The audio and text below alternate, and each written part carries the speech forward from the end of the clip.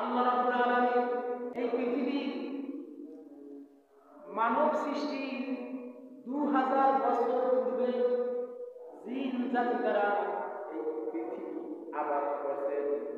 অর্থাৎ এই পৃথিবীতে মানব সৃষ্টি 2000 বছর পূর্বে এই পৃথিবীতে জিন জাতি ছিল।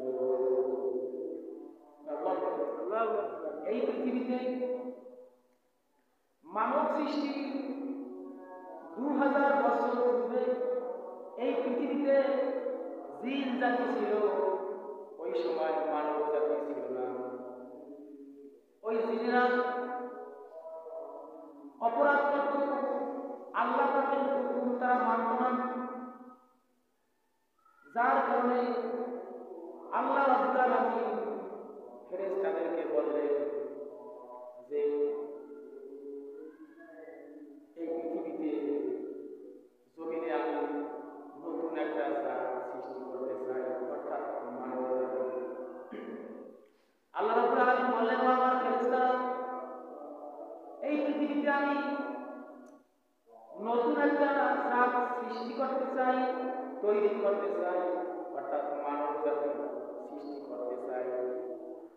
ফেরেশতারা বলল, রব্বুল আলামিন, আমরা তো আপনার ইবাদত করি, আমরাই তো আপনার গুণগান করি, আপনি কেন আমার মানব জাতি একটা নতুন একটা জাত কেন আপনি সৃষ্টি করবেন, পয়দা করবেন?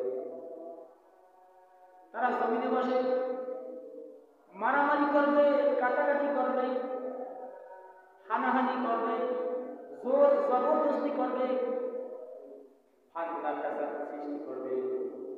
আল্লাহ বলেন, ক্বালা ইন্নী আ'লামু মা লা তা'লামুন।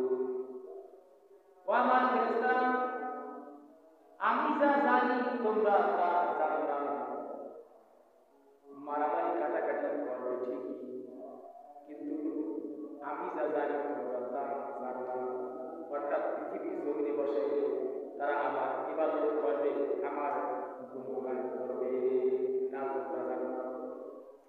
পৃথিবীর জমিনে বসে মারামারি করবে ঠিক, কাটাকাটি করবে, হানাহানি করবে ঠিক, কিন্তু এক শ্রেণীর মানুষ আমার ইবাদত করবে, আমার সামনে সেজদা দেবে, আমার গুণগান করবে।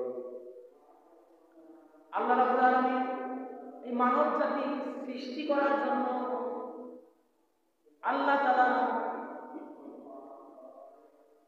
ফেরেশতাদেরকে হুকুম করলেন, তোমরা জমিনে গিয়ে তোমরা মাটি নিয়ে আসো, আগে মাটি দ্বারা আদম জাত তৈরি করো। এই মাটি দ্বারা তৈরি করেছেন, মাটি দ্বারা আল্লাহ তাআলা মানুষ তৈরি করেছেন। আদম শব্দ অর্থ মাটি, এই জন্য নাম হয়েছে বনি আদম। আল্লাহু আকবার। এই জন্য নাম হয়েছে বনি আদম।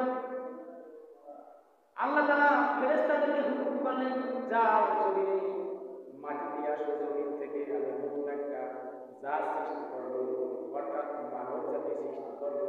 তারা জমিনে বসে আমার ইবাদত করবে। আমরা যে ইবাদত করবো এই কথা আল্লাহ জানেন। আল্লাহ পাক ইবাদত করার জন্য আমাদেরকে পাঠিয়েছেন। আর আল্লাহ ওই সময় সৃষ্টির পূর্বেও বলেছেন ফেরেশতাদের সাথে তারা জমিনে বসে ফাতনা ফাসাদ করবে ঠিক, কিন্তু তারা আমার ইবাদত করবে, আমার গুণগান করবে।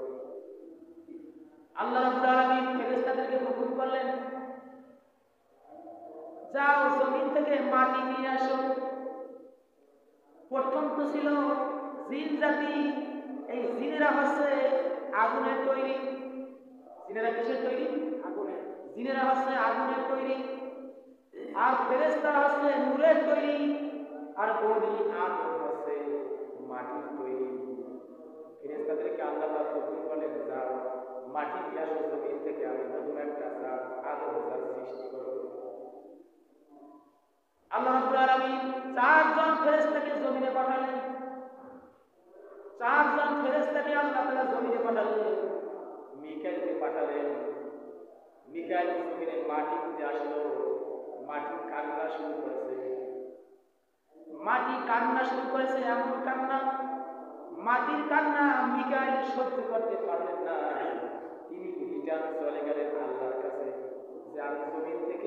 মাটি আনতে পারি নাই, আমি ফেল করেছি, আমি এই কাজের দায়িত্বে আমি সফলতা অর্জন করতে পারি নাই। আল্লাহ রাব্বুল আলামিন এরপরে ইসরাফিলকে পাঠাইলেন, যাও জমিন থেকে মাটি নিয়ে আসো। কিন্তু ইসরাফিল আলাইহিস সালাম তিনিও মাটি নিতে পারলেন না। মাটি এত কান্না শুরু করেছে, মাটির কান্না ইসরাফিল সহ্য করতে পারলেন না, যার কারণে তিনিও চলে গেলেন।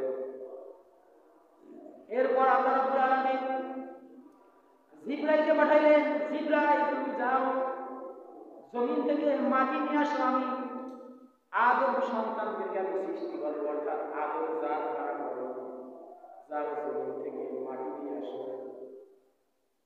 জিবরাইল আলাইহিস সালাম আসলে মাটি কান্না করলো, যে তিনিও মাটি নিতে পারলেন না, মাটি এত কান্না শুরু করেছে। জিবরাইল আলাইহিস সালাম তিনি রোজা ফিরে গেলেন, তিনি মাটি নিতে পারলেন না। আল্লাহর কাছে গিয়া এই তিনজনে এক কথা বলল যে মাটি এত কান্না করে। এখন এখানে একটা বিষয়, যে মাটির কান্নার কারণটা কি? কেননা আল্লাহ রাব্বুল আলামিনের কুদরত, কেননা মাটিও আল্লাহর হুকুমে কথা বলতে পারে। সুবহানাল্লাহ, সুবহানাল্লাহ। মাটিও জানতো যে বনি আদম অপরাধ করবে, অপরাধ করার কারণে আল্লাহ রাব্বুল আলামিন তাদেরকে আবার শাস্তি দিবে। আমি